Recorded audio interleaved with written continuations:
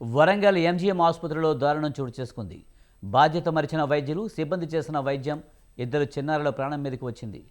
జలుబుతో వచ్చిన ఇద్దరిని చిన్నబిడ్డలకు ఎక్స్రే తీయాలంటూ వైద్యులు సూచించారు. పేషెంట్ కేర్ సాయం లేకుండా ఒక ఆక్సిజన్ సిలిండర్పై ఇద్దరు చిన్నారులకు పెట్టి నర్స్ ఎక్స్రేకు పంపడం పట్ల పిల్లల తల్లిదండ్రులు ఆగ్రహం వ్యక్తం చేస్తున్నారు.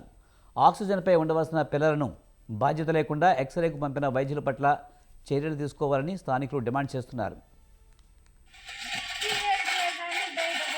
ఎక్స్రాకు బయట పంపించారు. నిన్న చూద్దామని మిషన్ పడిపోయిందని ఇవాళ అప్పుడు తీసుకెళ్ళారు. అప్పుడు వచ్చి చేయలేదు మిషన్ కొంచెమే వేసుకొని ఇచ్చారు. ఇది కూడా ఇద్దరికి సరిపోయింది.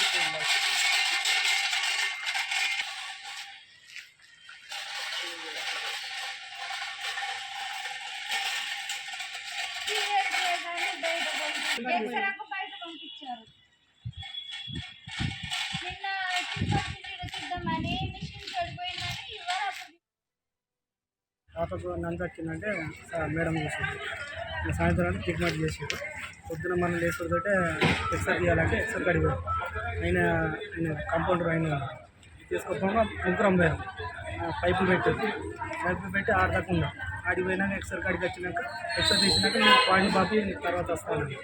మళ్ళీ అది రిటర్న్గా మొద్దు తీసుకొని నేను వచ్చాను. ఒక అమ్మాయి ఇది ఊసిపోయింది. అబ్బాయి ఊసిపోతే అబ్బాయిని పట్టుకొని వచ్చాను. అబ్బాయిని ఎమ్మడే లోపల తీసుకున్నాను. అమ్మాయి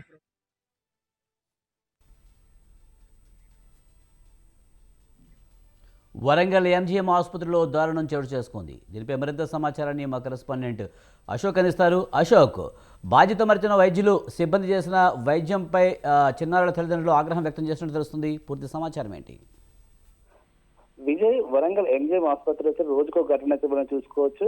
ఇక్కడ చూసుకున్నట్లయితే ఈ రోజు చూసుకున్నట్లయితే ఒకే సిలిండర్ పైన ఇద్దరు చిన్నారులను తీసుకెళ్లిన ఘటన ఏదైతే ఉందో అయితే చాలా దారుణంగా ఉంది. ఇక్కడ చూసుకున్నట్లయితే అక్కడ ఆ చిన్నారు తీసుకుపోయే క్రమంలో కూడా అటు పేషెంట్ కేర్ కావచ్చు, ఇటు నర్సు గట్టి ఏ ఒక్కరు కూడా లేకపోవడం అయితే ఇక్కడ ఆశ్చర్యానికి గురి చేస్తుంది.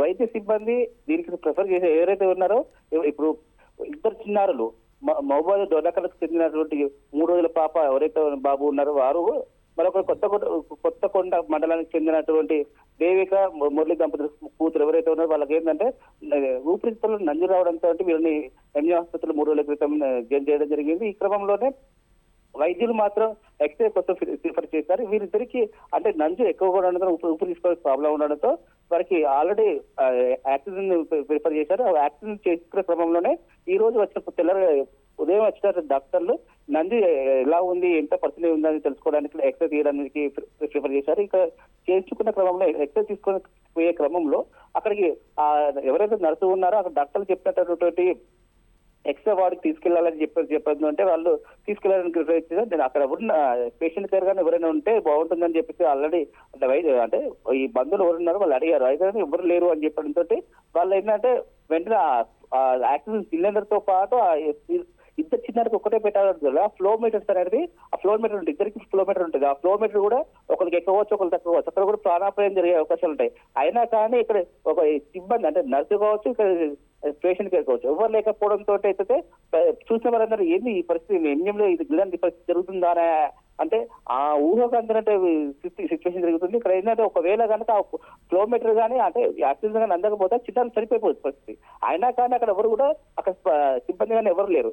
ఈ ఎక్కువ నిర్లక్ష్యం మాత్రమే ఎంజీ ఆసుపత్రిలో ప్రతిసారి జరుగుతూనే ఉన్నది.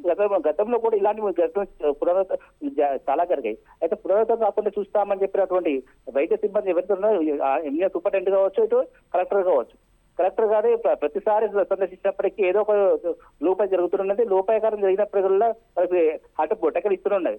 అయినా కానీ ఇక్కడ ఎంజీఎం సిబ్బంది మాత్రం ఇలాంటి ఘటనలపైన మాత్రం వాళ్ళు మారటం లేదు. ప్రతిసారి ఏదో ఒక పునరావృతం జరుగుతూనే ఉన్నది.